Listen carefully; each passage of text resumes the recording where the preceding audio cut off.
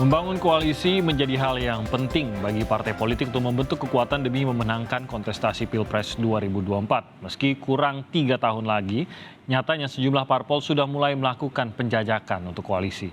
Termasuk PDI Perjuangan yang terang-terangan di sekjennya tadi yang mengatakan Hasto Kristianto menyebut partainya akan sulit untuk berkoalisi dengan Partai Demokrat dan PKS. Nah, benarkah perbedaan ideologi dan DNA politik menjadi penyebabnya? Dan bagaimana kemungkinan peta koalisi parpol lainnya menuju Pilpres 2024? Kita akan bahas pagi hari ini dengan sejumlah narasumber yang tersambung melalui daring. Di antaranya ada Pak Nusirwan Sujono, Ketua DPP PDIP, ada Bang Herman Khairon, Ketua Badan Pembinaan Organisasi Kaderisasi dan Keanggotaan DPP Partai Demokrat, dan juga ada Muhammad Kodari, Direktur Eksekutif Indo Barometer. Selamat pagi Pak Nus, Bang Herman, dan juga Mas Kodari.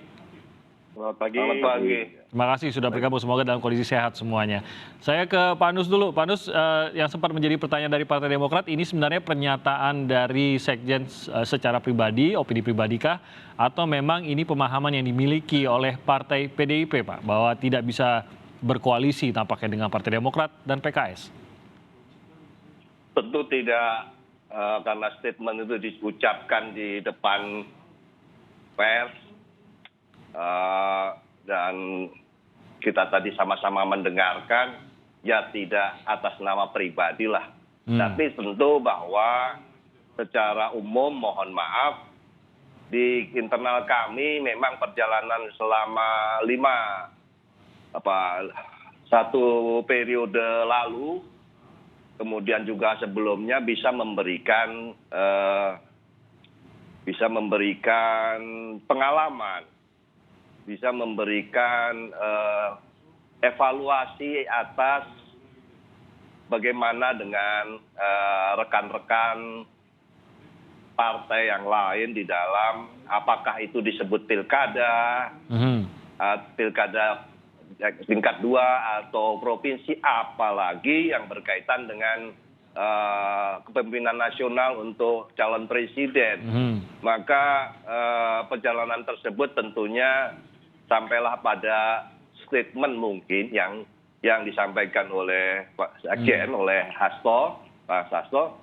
Dan saya katakan bahwa hal tersebut tentu sangat dipahami oleh di internal kami untuk kedua rekan partai kita itu. Oke, Pak Nus, tadi Anda mengatakan bahwa ini sesuatu yang sudah menjadi pembicaraan internal juga dan dipahami lah oleh mungkin bisa dibilang secara umum di dalam PDI Perjuangan. Mungkin Anda bisa berbagi apa sih sebenarnya pembicaraan di dalam yang akhirnya membulatkan bahwa tampaknya kita tidak mungkin berkoalisi, khususnya dengan Partai Demokrat. Karena kalau kita lihat dengan PKS, tampaknya dalam beberapa periode terakhir ini sangat sulit lah ketemu antara PDIP dengan PKS. Tapi dengan Demokrat kan masih ada tarik ulurnya nih, kadang dekat, kadang jauh gitu, Pak Nus. Tapi ini seperti ketegasan bahwa sudah tampaknya tidak akan berkoalisi di 2024.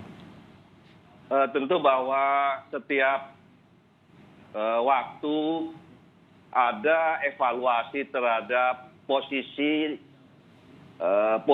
di masing-masing institusi kelembagaan, apakah itu di legislatif, di dalam pembahasan, apakah itu di eksekutif, berkaitan dengan pemerintahan, bagaimana menjalankan atau katakanlah konsistensi terhadap dukungan kebijakan-kebijakan, itu tentu menjadi ukuran. Karena kita tahu bahwa begitu banyak, begitu dinamis di dalam menjalankan di legislatif maupun di eksekutif, baik di legislatif maupun di pemerintahan, di mana policy maupun kebijakan-kebijakan tersebut tentu kaitan undang-undang, kaitan kebijakan-kebijakan pemerintahan pusat, di mana kita tentu karena kader kami Pak Jokowi memimpin. Meskipun tadi Mas Andi mengatakan bahwa semakin meluas tidak kesukaan, tapi berdasarkan survei Mas Andi Arief, kepercayaan publik masih 70%, dan itu di dalam masa COVID saat ini. Saya tidak tahu landasannya apa semakin meluas itu. Tapi itu tentu yang berkaitan dengan pertanyaan pertama tadi, bahwa konsistensi di dalam kebersamaan kita mendukung pemerintahan, mendukung kebijakan-kebijakan legislatif, itulah yang menjadi ukuran-ukuran sampai kepada penentuan atau katakanlah evaluasi dengan siapa koalisi itu akan bersama-sama. Sederhananya berarti PDIP merasa Partai Demokrat lebih banyak berseberangan dengan PDIP begitu ya dalam perjalanan pemerintahan ini, begitu ya Pak Nus ya, sederhananya? Bapak tidak boleh menyederhanakan demikian, tapi karena begitu banyak dinamikanya. Jadi statement saya tidak boleh disederhanakan di dalam potongan demikian. Tapi karena itu begitu panjang, begitu proses itu demikian dinamis, kira-kira demikian. Silakan dipahami sendiri. Nah menanggapi itu, Bang Herman mungkin bisa memberikan tanggapan bahwa apa yang dikatakan oleh Pak Nus tadi, inilah pemahaman dan inilah seperti kesepakatan yang dimiliki di dalam internal PDIP dan perasaan yang sama yang dimiliki dengan Mas Hasto tadi. Ya, pertama tentu kami menghormati kedaulatan masing-masing partai, memiliki pendirian dan pandangannya masing-masing partai. Tentu itu urusan internal partainya masing-masing. Yang kedua, saya perlu menegaskan bahwa ideologi Partai Demokrat adalah Pancasila. Nah, kalau kemudian ada perbedaan, di mana perbedaannya, basis masanya di mana perbedaannya, tentu ini harus dijelaskan ke publik ya, supaya tidak ada tuduhan-tuduhan yang tentu menyebabkan terlalu memfitnah kepada pihak lain. Yang ketiga, bagi kami pemilu masih jauh ya. Verifikasi parpol juga baru akan dilaksanakan nanti pada bulan sekitar Juni atau Juli 2022. Bahkan kalau berbicara persoalan koalisi, mungkin kalau penjajakan dari sekarang ya berjalan. Tetapi kan definitifnya nanti sudah menjelang mendekati terhadap proses pencalonan. Sehingga terlalu dini menurut saya berbicara like and dislike, suka atau tidak suka, mungkin atau tidak mungkin. Tetapi paling tidak politik itu dinamis. Seperti tadi dikatakan oleh Pak Nus, menurut saya juga politik itu dinamis. Kepentingan dan kemungkinan-kemungkinan di masa yang akan datang bisa saja terjadi. Namun ya sekali lagi saya menghormati terhadap statement apapun.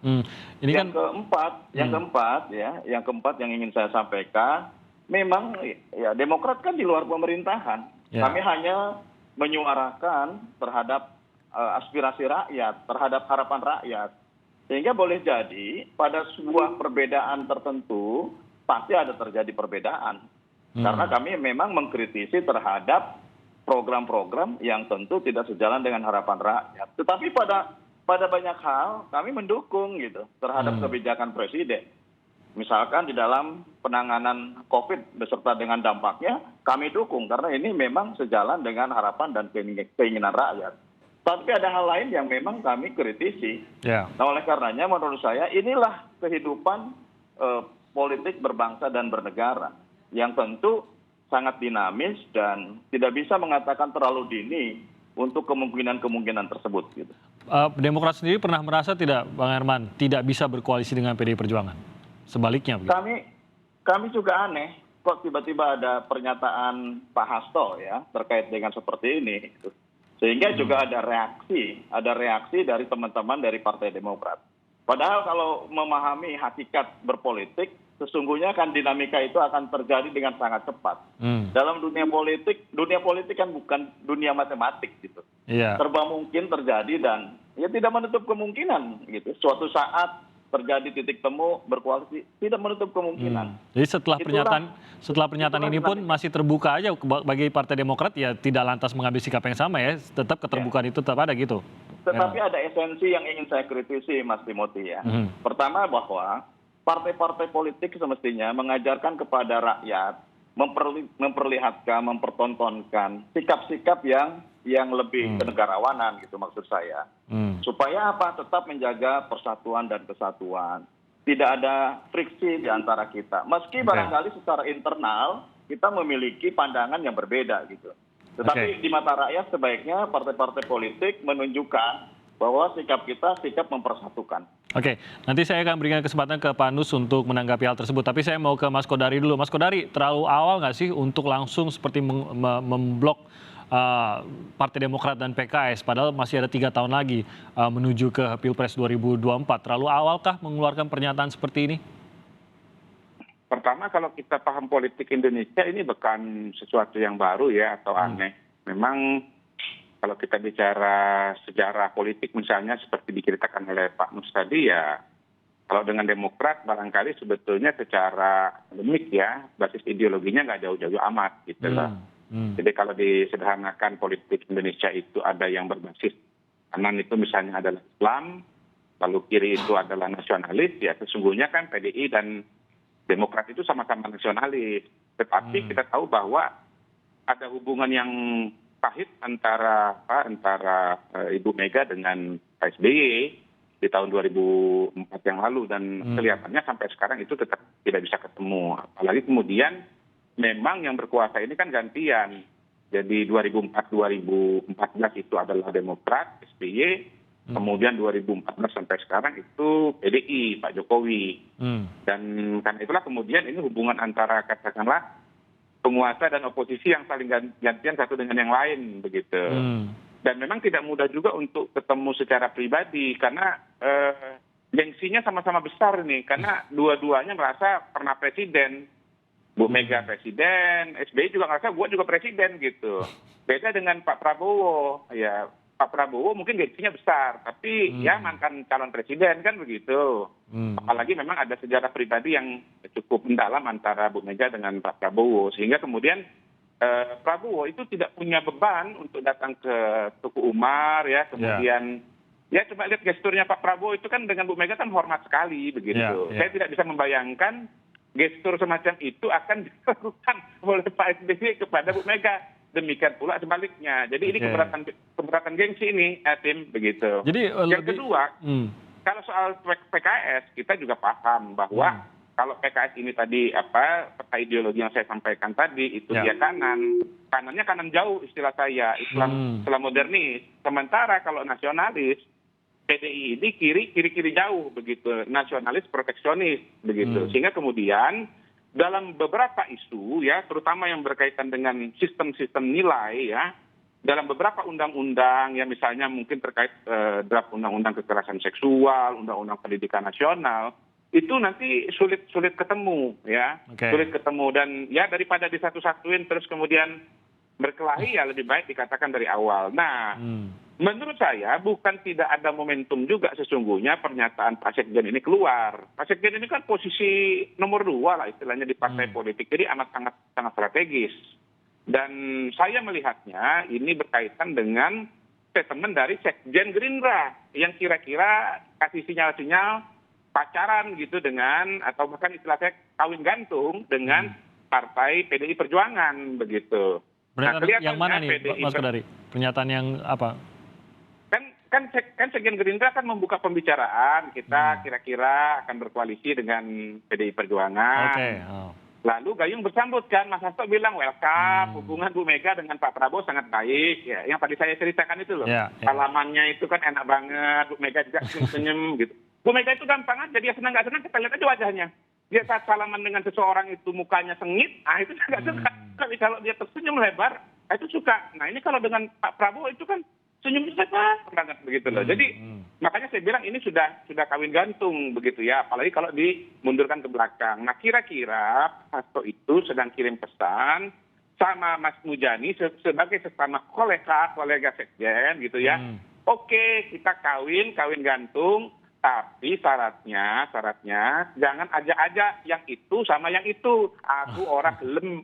Kira-kira begitu. Jadi menurut saya itu pesan politik yang digariskan term and condition kalau mau berkoalisi silakan ajak yang lain kecuali 2 itu. Kira-kira haruskah seterbuka itu, Mas Kodari? Kenapa tidak dari dalam saja kesepakatan tersebut?